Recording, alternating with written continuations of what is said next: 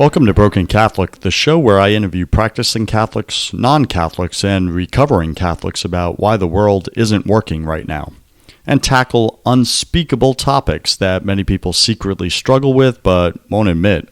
See, I believe that God is in the business of transformation, so I'm here to stand for you having a transformation so big that when God is done with you, you're barely recognizable. I'm your host, your coach, your brother, Joseph Warren. I'm also a broken Catholic and former atheist, and I freely share my personal struggles of being a modern Catholic man. It's freaking hard. I don't have it all figured out. I'm a work in progress just like you, and that's okay. Today, our featured guest is Juhi Corey, and our topic is self-doubt. I don't have what it takes to do this. I'm not capable. So, Juhi, welcome to the show, and I'd like to enroll you in the possibility of God transforming the life of one of our amazing listeners through our conversation today. In order to do that, you and I must go deep into the awkward and uncomfortable moments that sometimes show up, and not be afraid to show our humanity, right? To be vulnerable and real. I believe this is what God wants from us. Can I enroll you in that possibility? Of course! Thanks for having me. I'm so excited to be here. Okay, fantastic. So, Juhi, let's start out this way, is kind of share with our listeners a little bit about you. And first, I would say this, right? Which category do you find yourself in? Would you call yourself a recovering Catholic, a non-Catholic, or a practicing Catholic? Well, I think I would say I am a non-Catholic. And, well, about me, I am Juhi, and I study at the University of Tampa in Tampa, Florida. I'm originally from Bombay in India, and I've been in the States for close to 2 years now. And I absolutely love Tampa. Tampa is my happy place, and it makes me extremely happy. I've met some of my favorite people in the entire world in Tampa, and I love Tampa. Yay! Okay, so for our listeners out there, we record here in Tampa, Florida, and obviously our guest today, Juhi, is a little obsessed with Tampa, Florida, in a good way, of course, right? And I think that's a pretty cool thing, is to be so happy where God has planted you in the world. And from Bombay, India, to the other side of the planet, God has dropped Juhi off in little old Tampa, Florida. And she calls this her happy place. And that's fantastic. Juhi, if I may ask, you said you're a student at the University of Tampa. How old are you now? I am now 19. I will turn 20 in a month. No, okay. 2 months. Okay, very cool. Yeah. So just to clarify, right, just so that our audience understands, who they're listening to, you are 19 years old, a college student, and a non-Catholic. Is that correct? Yes. Just to summarize that all. Okay, cool. Right, and that's important because a big part of Broken Catholic, this podcast, is having that open conversation without labels, right? So it doesn't matter, right? What we identify with or what we were born into, we could still have an open conversation. And I like to start this conversation this way, and sometimes I do this this way. So why do you think the world isn't working right now? I think the biggest reason why the world isn't working is because people are so close-minded, and they're only listening to people who agree with them and their worldviews. So, because I know so many people from so many different backgrounds, and it's so hard for them to even have a real conversation with someone who's not from the same background. Especially, at the university, most students, so UT has a large international student population, and very often I see people from the same country or the same sort of culture only hang out with each other. And I'm usually like the one, Indian person, and with all these other people, with all people from every different place. And it's so weird to me that people aren't trying to do the same and gain all this experience. At UT, we have 140 countries represented. And people are only hanging out with people from their own countries. That blows my mind, how close-minded they are.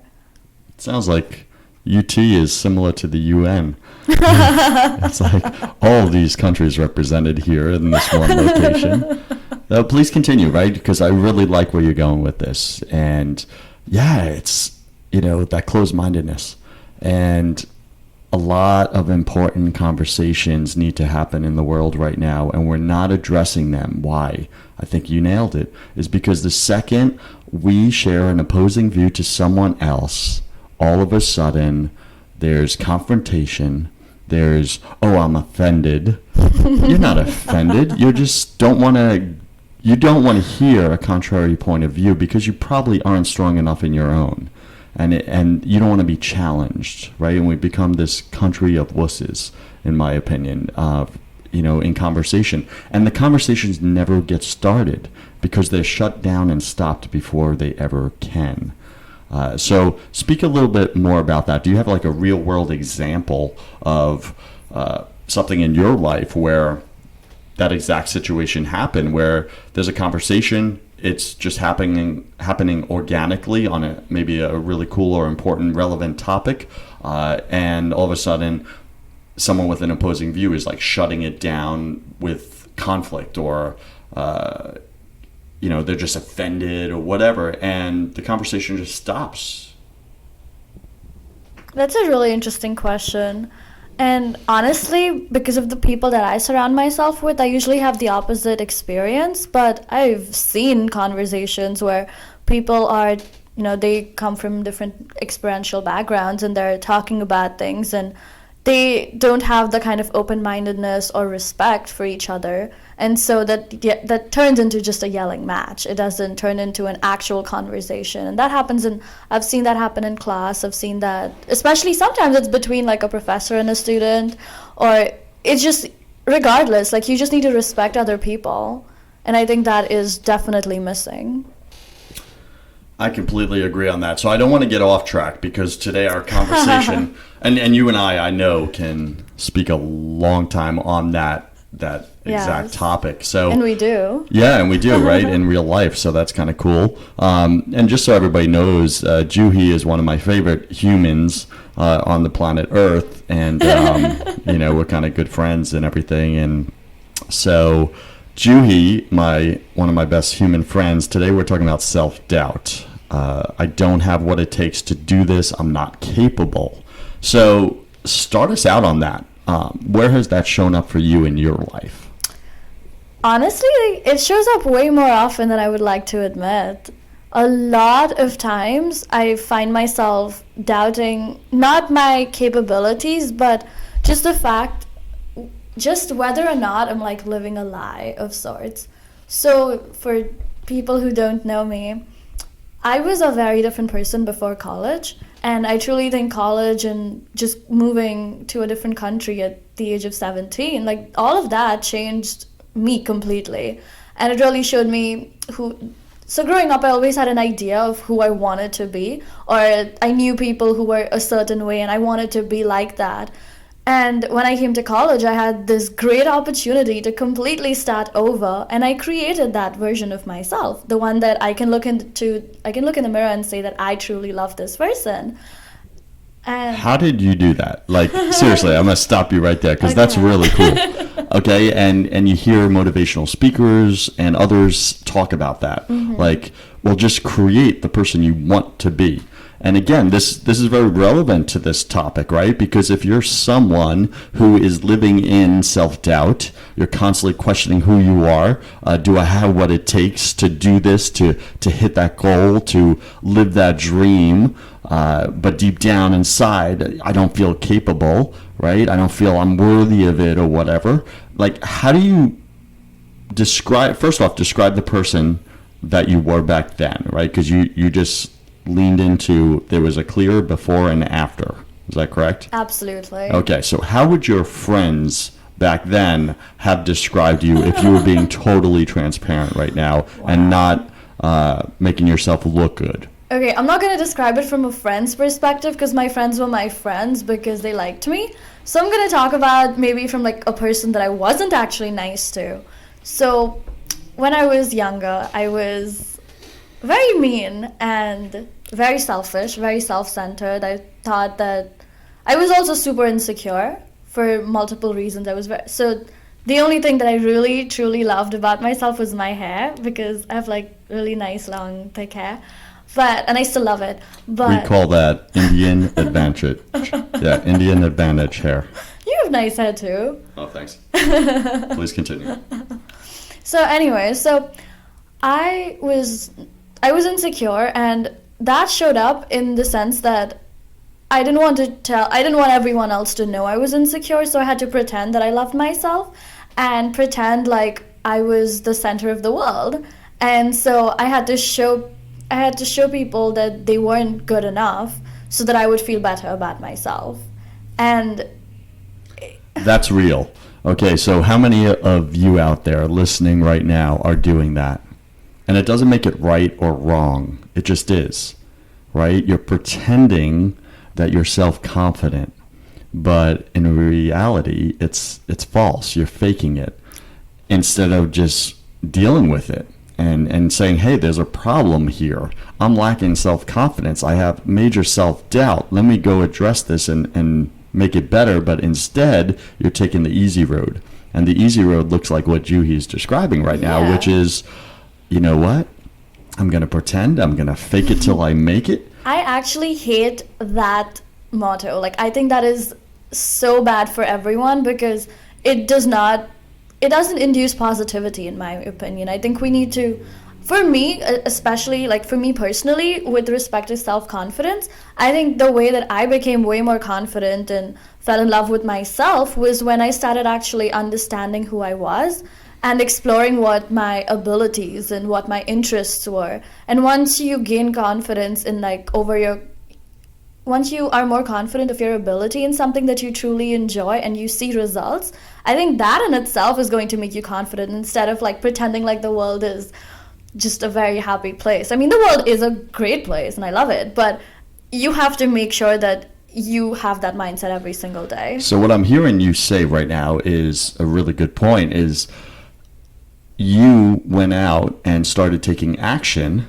in things and then getting results in those things that then naturally and organically created a sense of accomplishment and confidence. Absolutely. Self-confidence, where before you were sitting around being, and I'm going to take very lazy. Just lazy, doing nothing and expecting to be confident. Accurate. And because you weren't doing anything, which is what produces confidence, is accomplishment, because you were taking that lazy path of least resistance, you had to fake self-confidence. Yeah. And you did it, unfortunately, at the expense of others, is what I'm hearing you say, right? You had to make them smaller so that you felt bigger or looked bigger. Yep. Is that about right? Yeah, it was, for sure.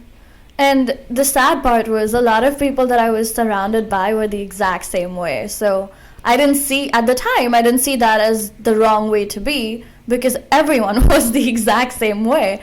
And some of my close friends, like, we do that to each other. And our friendship was, like, belittle each other. And our friendship was based on that. That sounds really, really terrible. But So let me clarify that. So, because I'm picturing something else, right? I'm picturing several young people pumping up each other's tires, right? Like inflating each other's egos and their false self-confidence. Oh, you're the best. You're amazing. Oh, you can do anything, even though you're not doing anything, right? And they're literally enabling that fake self-confidence in you, and then you're doing the same for them. However, is that not the case? You're saying you actually... the case. It is, okay. It is, but then there's also the exact flip side of that, where everyone's trying to bring each other down. So something that someone told me once was about the crabs in a bucket. And okay, I guess Joseph was the person who told me about this. Anyway, no, but I think that is a great analogy, because every time one of the crabs is trying to get out of the bucket, the others pull it down. So it's like all of us were like enabling each other in the sense of inflating our egos. But at the same time, if one of us tried to take action, the others would be like, oh, why would you take action? Like, who does that? Like, that's not the cool thing to do. And when you're like 15, 16, like, all you want to do is be the cool kid. So that's what happened.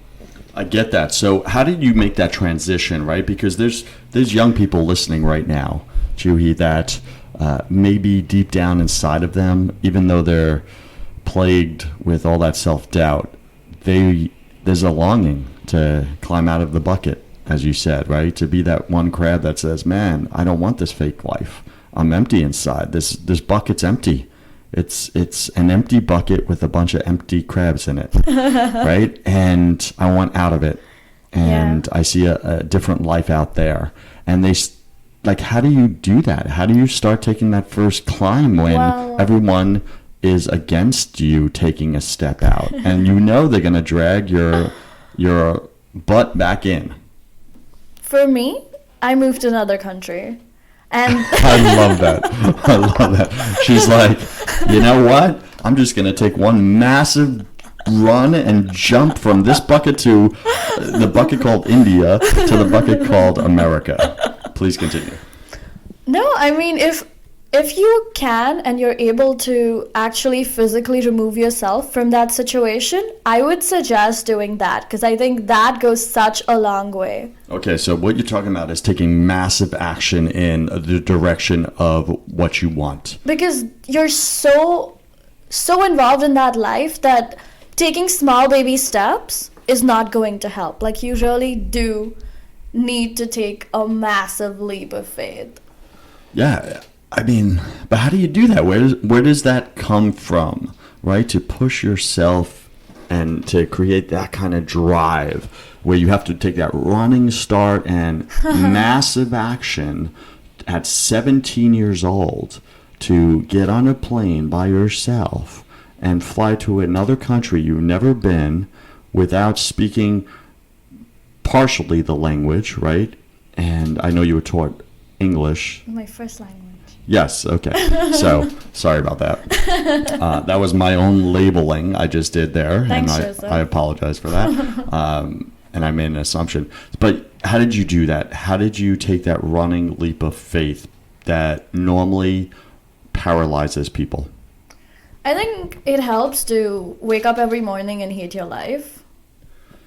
Okay, so what I just heard you say is that it helps to wake up every morning and hate when you your hate life. your life every single day, one final day you're going to be like, I need to make a change. Like, it's impossible to live continuously like that. Tell me what that looks like, hating your life.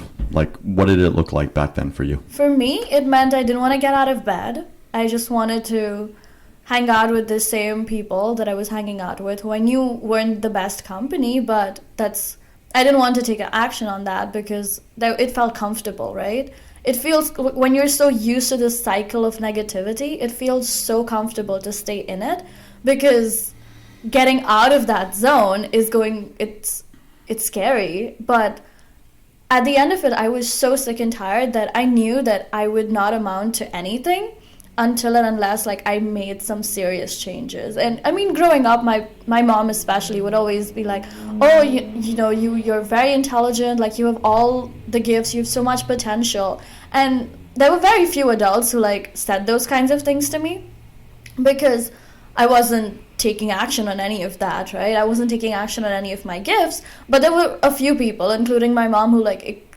excessively believed in me. And that helped. I mean, at my lowest, when I couldn't see anything in me and I was like, oh, I'm just nothing, like, I'm worthless, like, at the time, that's what I thought. And that their confidence in me helped me see the potential in me. Okay, I get that. And that's a blessing, right? Because, and I'm going to bring it here for a second, is why were you born into that family where your parents actually believed in you? And some of our listeners right now were born into a family where nobody believes in them. Uh-huh. They're literally on their own. How do they get out of the bucket? I think it helps to go out and actually meet people, because even if it's not directly your family, there are always going to be people in this world that care about you. Even when you feel completely alone, you just have to know the right people to reach out to, because there's always going to be someone who cares and who wants to listen and who wants to help. Okay. Now, let me ask you this. What scared you most about taking that leap of faith? Like, obviously, you're going to fly across the planet. Mm-hmm. You've never been there before. It could go well or it could crash and burn, right? And, like, what kind of self-doubt was showing up for you then?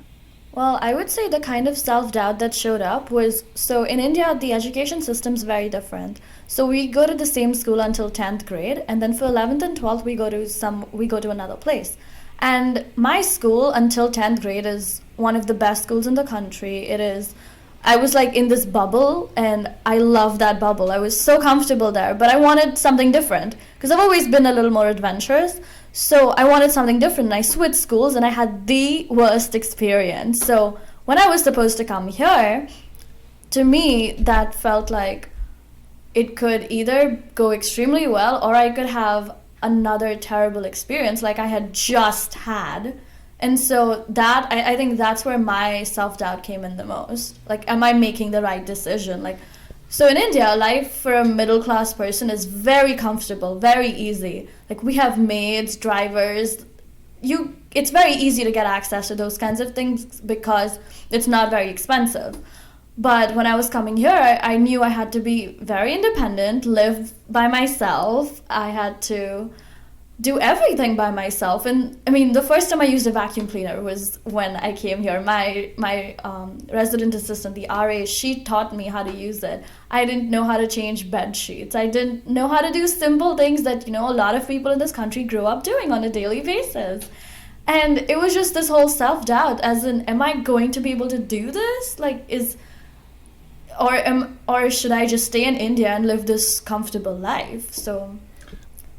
So, for you out there who's listening, right, what are you wrestling with right now? What are you stuck in? What does that look like? It's the comfort that you're stuck in. What is that environment that you're playing it safe? You're staying small. And what Juhi's sharing right now, what's showing up for me is that, here's a 17-year-old girl from one country taking a risk, a leap of faith, even though she knows it could go really bad, like a previous experience. And now she'll be stuck there. She'll be stuck in this new country in a bad experience. And that's scary. That is darn scary because there's so much unknown, right? And I think that's the fear that paralyzes people most, is fear of the unknown. Is this going to go bad, or is this going to go good? Am I going to look good, or am I going to look bad? And we freeze. We stay frozen in our dreams, and we don't take those actions. And, Juhi did at 17 years old, which I just got to say is courageous. It's really courageous. And the big point I want to make here is, I asked what provoked that drive and that jump that you did across the ocean.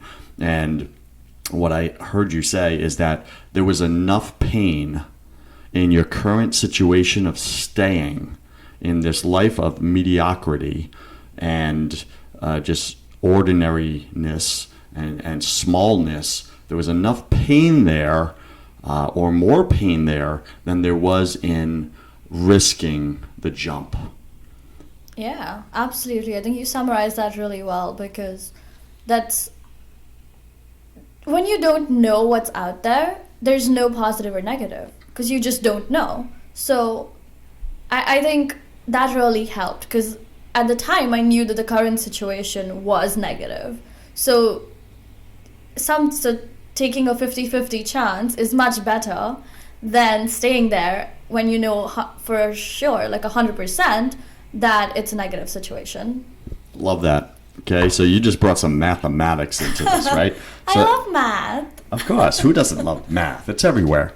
So I like that you did that, right? Because you're saying, hey, this doesn't have to be like this emotional, random decision. This is a calculated risk, right? That's what I just heard you say, is I took a calculated risk, Joseph, because I knew if I stayed in my current situation, and listeners, I want you to hear what's showing up for you right now, right? If you stay in your current situation that you know is 100% not working for you and for your dreams, your goals, what you were created for, what God has planned for you in your life, and you know it's 100% not working, it is easier, it is better to take a 50-50 chance of going into a new environment that has that 50% chance of workability.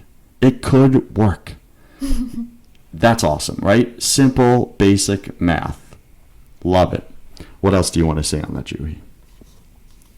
I mean, for anyone out there who truly hates their situation, please take action, because life isn't just going to happen. Like, you have to make things happen in life. You need to take charge. But Juhi, I'm scared. Why? What's the worst case scenario? The worst case scenario is I can fall on my face and I can look bad.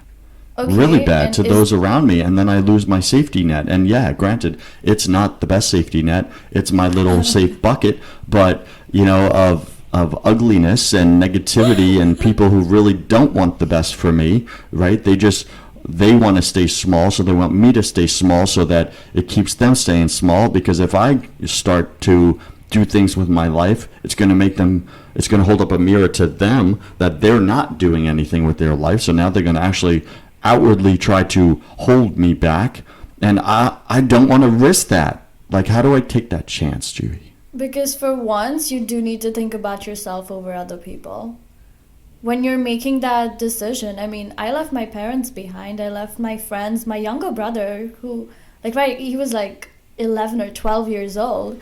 And he's my little baby, but I knew what the best decision was for myself. And I can honestly say my relationships with all three of my parents and my brother have strengthened so much since I have come here. So what I'm hearing you say is that by putting yourself first and your family second, it has actually strengthened your relationships. Explain that to me, because that sounds darn selfish.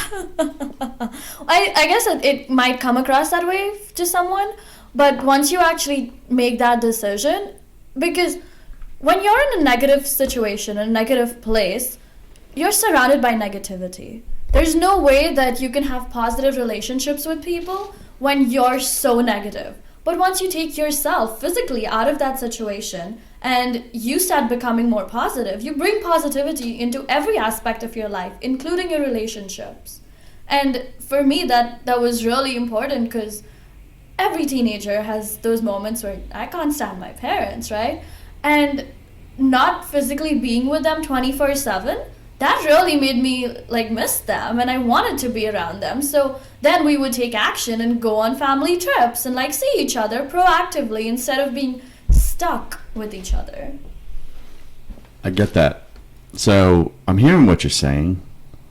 And for you out there listening, are you hearing what Juhi is sharing right now? Because she's sharing her heart, right? She's being vulnerable and saying, I had to take a leap of faith, and I had to not be selfish on a long-term basis, but temporarily be selfish enough to take massive action to put myself first in order to get the strength, the courage, the drive to get myself out of a situation, an environment that wasn't working. So maybe you're in an environment that isn't working right now. Maybe you're surrounded by alcoholics, abuse, right? Maybe you're surrounded by physical abuse, emotional abuse. Maybe you're surrounded by drug abuse. Whatever that situation is right now, is it working? Is it working for you, or isn't it working? Right? And if it's not working, then you want to take massive action. That's what Juhi's saying. And yes, self-doubt is going to show up. And if you have self-doubt, there's nothing wrong with you. Welcome to the human race. Right? You're human. It is human to have self-doubt. I agree with that. It's definitely human. It's also human to rise above self-doubt. It's also human to be extraordinary, to be powerful. And if you've never been powerful before in your life, that's okay. Doesn't mean you can't. It means you're capable. Juhi, what do you want to say on that? To our listeners, to me, to yourself? What do you want to say? What's showing up for you right now? I think it's so important to know what you're good at and what your passions truly are. Because to me, that's shown me how I want to be above the ordinary. It's shown me how I want to be the how I want to accomplish the things I want to accomplish. I, I mean, when I was younger, like I didn't know what I wanted to be, or I had no idea. Every single day I would come up with like, oh, this is what I want to be when I grew up. The only thing I always knew was that I never wanted to work for someone else. And I think my dad has a very big part to play in that because he's been an entrepreneur his entire life. And I grew up watching that, and he was, even now, he's like, he loves it because it's like he's his own boss and he's created the exact thing that he always wanted for himself. And I look up to that a lot, and I want to do that for myself. But obviously the way he's accomplishing his goals is completely different because I love public speaking and I love traveling the world, and so that's what I want to do. But he loves traveling too. Okay, so we've spent some time here in this conversation really looking at your past and where you came from when you were trapped in that self-doubt and feeling that you were not capable. Let's go into what you've done with that. So what does your life look like now after you took the massive action? Because I really want our listeners to get that you don't have to be stuck. You don't have to stay stuck. And here's what life could look like when you take that step. And all it is the one step. And if you don't know the second and the third and the fourth step, that's okay. That's normal. We all go through that. All God allows us to see is the next step, right? I believe I've read it somewhere that where they say having faith, the faith that God gives us, is like driving down a dark road in the mountains, a curvy road with the headlights on. And all you can see is as far as the headlights show. True or true? True. Right. Okay. Does that mean you skid on the brakes, you stop the car because you can't see any further than the headlights? No. No, that would be unreasonable, right? Yeah. Right. So what do? You drive forward with the faith that what you can see will lead you to the next thing that you can't see yet, but you'll soon be able to see, right? Because your headlights are constantly moving and creating visibility of the unknown. And that's how life is. It's driving in the car with the headlights on, only able to see the next step. And God wants that. Why does God want that? Because God, our Father, wants us to always be dependent on Him. To never think it's us who's creating all the awesomeness, right? To never think that we're in control of everything. To never think that we are that power in us is coming from us, that we're the source of it. We're the pass-through of His power. And God doesn't want us to ever think that we are God, because that's a lie. And that's just foolish pride. And then we'll fall. So God wants us to remain in Him, to give Him the credit for the beautiful, amazing life He has planned for us. So Juhi, I'm bringing that all back right here, okay? I'm bringing that all back, but God always must be part of this conversation so that we're giving credit where it goes. But I'm bringing it back to ask, now that God has dropped you in Tampa, Florida, what does your life look like now? We see what it looked like before. It was ugly. It was unworkable. Describe the workability in your life now. Well, for starters, even if I'm having like a low phase, I can wake up every single morning and be extremely happy and thankful and grateful to God just for being in Tampa. Being in Tampa, just that makes me so happy. I was talking to someone the other day, and I was talking about how there's my parents wanted me to come back to India for the break, and I was like, honestly, being in Tampa on a bad day is way better than being in Bombay on a good day. I think you should run for mayor or something of Tampa, because you're kind of a big advocate for Tampa. So anyway, please continue on that, right? So wake up every morning actually loving life, loving myself. I can look in the mirror and be so happy about it. I get to pursue things that I truly enjoy because I've actually spent time discovering what they are, and it's fun. I mean, life is so much fun. One of my biggest things is I love Mondays, whereas most of the world doesn't. And I think it's so important to look at Mondays because that's the start of the week, work week at least.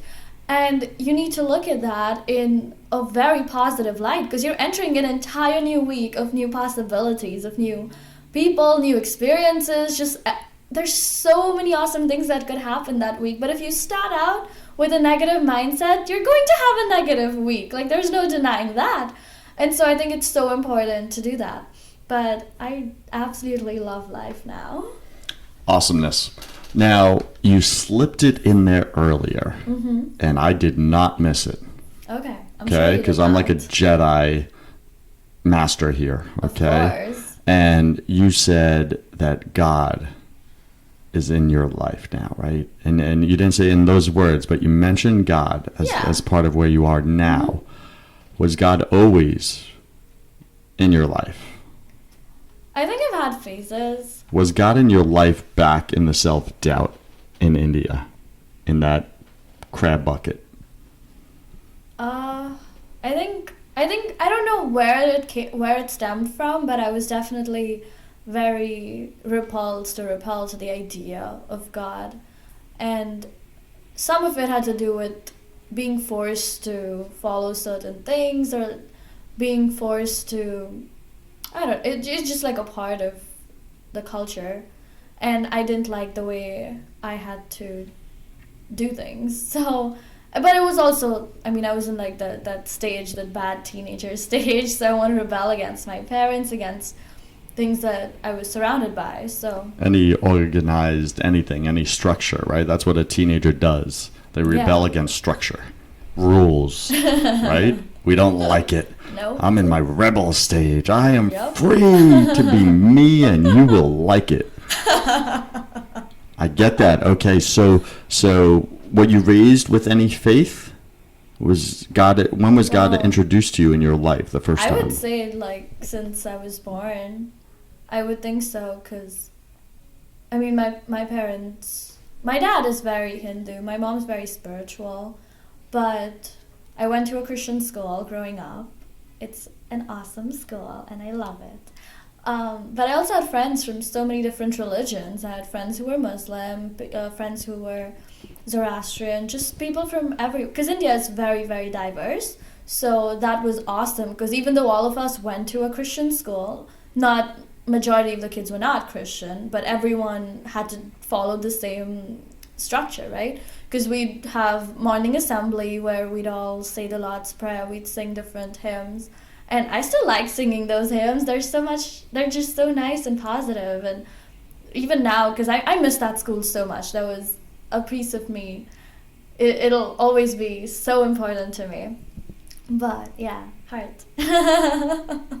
But so I think, I grew up with lots of different religions around me. Okay, so God was introduced to you at a young age, is what I'm hearing. Yeah. Okay. However, you said you're a non-Catholic. I get that. Do you consider yourself a Christian or a non-Christian now, even though you went to Christian school early? Oh, I would say non-Christian. A non-Christian, okay. And so how is God present in your life now? Well, I talk to God on a daily basis. I have conversations, or I let us to God. I think that's my favorite thing to do, because it really helps me like pen down my thoughts and process whatever I'm thinking. But it helps to not just address that to the unknown or to myself. It helps to address it to God. And I feel just so much better doing that. It helps me just feel more positive about the possibilities. And because it's usually when I'm not, I mean, sometimes it's like a very positive letter, but a lot of times it's like I'm not feeling very positive and I just want to talk to someone. But sometimes it's just nicer talking to God versus like humans. So humans can be so overrated. I get that, right? So we're going to be limited on time here, and this could totally be another interview I do with you on a different topic. However, God is, who is he to you? Like right now, who is he? Is he just a concept of like a nice being to speak to and to write notes to rather than to yourself and other humans? Who is he? Like if you had to describe God in your life, who is he? Who is he? God is everything. God is everything. Go ahead. Yeah. I mean, I grew up in Hinduism, everything, you think of everything as having life, and there are many different gods they're all like, it's complicated, but anyway, so a lot of different things are represented by different gods, and I really like that idea, but I don't think there are like many different gods. I think there's one God. How did you come to that conclusion, even though you were raised in an environment? Because at the end of the day, Hinduism is still a monotheistic religion, just like most other world religions. They just believe in the other gods being versions of the same God, but at the end of the day, there's just one God who is known as the Creator, and I think that's parallel to every single religion. Okay, cool.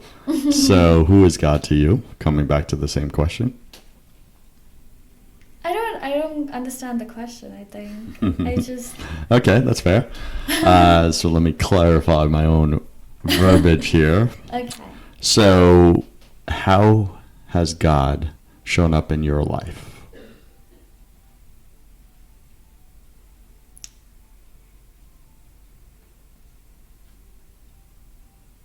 Wow, that's a lot of silence.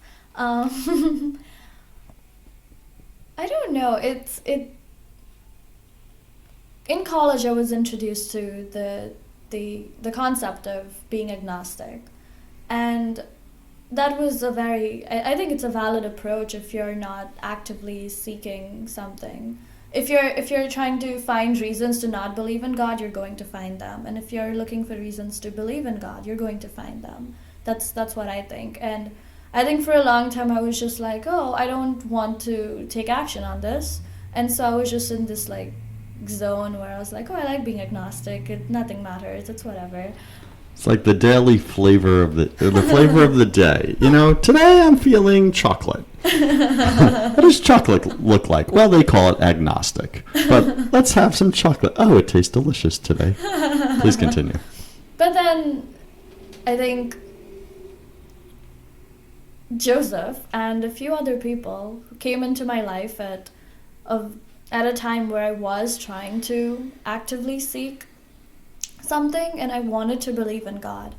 And Joseph and I have always talked about this. And Joseph is? You. Oh, thank you. Just want to clarify.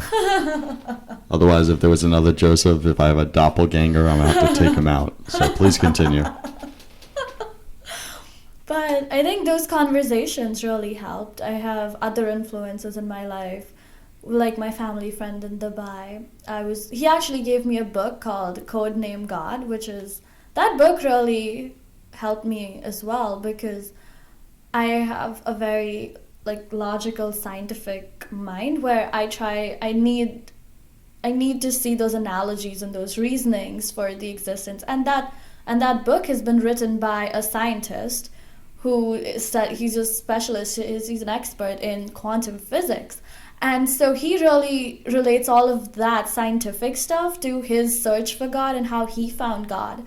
And a lot of that really helped me process my thoughts better, because before that it was just it was more experiential. It wasn't actual.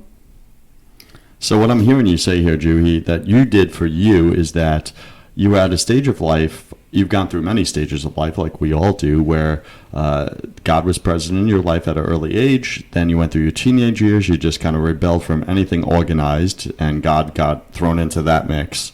And then you went through the college phase, which is, being agnostic and, just kind of going with that, like I said, that flavor of the week or whatever, and saying, hey, this is comfortable. I really don't want to look for anything. So this is the path of least resistance right now, so that's cool.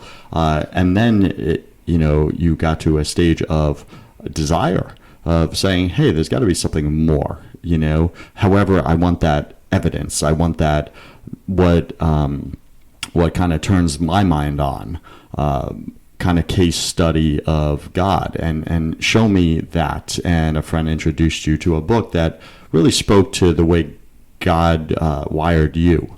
And I think for our listeners out there that are struggling or wrestling with one of those stages that you bring up is, how did God wire your brain, right? Are you the more logical, a scientific approach like Juhi, or are you more the emotional, faith-based, approach like maybe someone else?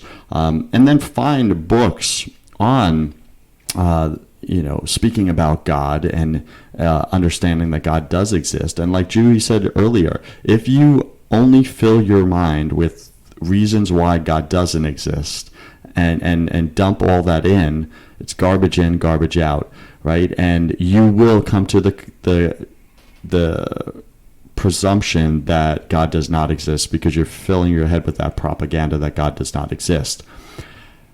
If you start to pursue God in your life, He will show you Himself. I mean, I remember one of the things you told me was to talk to God and say, God, if you exist, please show me. And I would say that, I would write that, and I can't, point to one specific instance where I was like, oh, there's like a flip and the switch got flipped. But I think over time that saying that, and with things that were happening where I would, talk to God about something and pray about something, and it would actually happen. And I personally don't like praying about things I'm not taking action about. I always make wishes on like 11/11, but I never ask for these crazy things to happen. It's always about something I'm working on because I believe in taking action. And so somehow just a combination of all the different factors, I think there's one day where I was like, oh, okay, I think I like having a relationship with God, and I want to pursue this and build it and grow it, and that's what How is your life better now, Juhi, with a relationship with God as opposed to before when it was just Juhi on her own? I think the biggest thing is not feeling very lonely, because now even if I feel lonely with respect to like people that I'm surrounded by, I can always just talk to God, and I feel like I have someone. So that was like the first time that I felt like that I felt like I had someone even though I was physically not surrounded by anyone. That was like a really weird feeling, and I remember sharing that with you, and it was like, I mean, you obviously know what it feels like, but to me it was very, very surprising, and I was like, how is this possible? What do you mean? Describe that for our listeners. So I was at this retreat with some people, and we were at the site of it was Christian, like the place, but we weren't there for any religious purposes. We were at this place, and it had this really beautiful wooden church, like a chapel, and we had so the retreat was structured in a way where we had a lot of time for self-reflection, and on one of those things, we were allowed to just wander off and walk anywhere in this huge place. And for some reason, I just felt like going into the chapel, which I don't know why, but I felt like it. And I did. And I was completely alone, and I was just singing or like meditating and thinking. And I was trying to talk to myself, but I felt like I wasn't I was talking, but I wasn't talking to myself. I felt like someone else was actually there and listening and just being there for me. And that's been my biggest thing, I would say. I love that. I really appreciate you sharing that. Is life without God is very lonely. You said it so well. It's just lonely, right? And yeah, if you're out there wrestling with, does God exist? Does He not exist? Listen, whether you're right, if you want to be right that God doesn't exist, you'll be right. You'll find a way. Yeah, of right? course. However, you're going to be alone and kind of sad and just miserable, and life is just not good that way. I've lived on both sides. I get it. And then if you want to believe that God does exist, just simply do what Juhi did, and she took my expert advice. No, I'm kidding. But she took my advice, and it's not, my advice. This is just basic advice. Is God promises, if you want to know me, seek me earnestly, and I will show my face to you. I will reveal myself to you. And Juhi did that. She took an action. She took the one step. She put the headlights on. And she said, God, if you're real, I want to believe. Show me you're real. And over time, he did. He opened doors. He opened possibilities. And now you have a girl, from what I'm hearing, that was very lonely at these times of her life and just living in self-doubt and not feeling capable, not feeling that she has what it takes to do anything powerful or big in the world. And now she's occurring on this podcast as someone who is on fire, powerful, because she has not only a human daddy, but she has a daddy in heaven that it has created the entire world around her and the universe itself. And with that comes power that passes through her, that she can now apply by taking actions in the direction that God is calling her for that plan in her life. So with that, we're going to jump into the confession round. Whoa. And this is new for Juhi. She has no idea what's coming here. She's like, what is the confession round? Well, one, we call it the confession round because it's Catholic, and it's a play on confession and reconciliation, and I'm just funny like that. So funny. Juhi, I am going to ask you 12 quick-fire questions. Whoa. And you'll have 3 seconds to answer each. Are you ready? This is intense. Okay, let's go. Let's do it. Here we go. Juhi, what's your favorite thing about being an adult? Being an adult, I feel like a real person.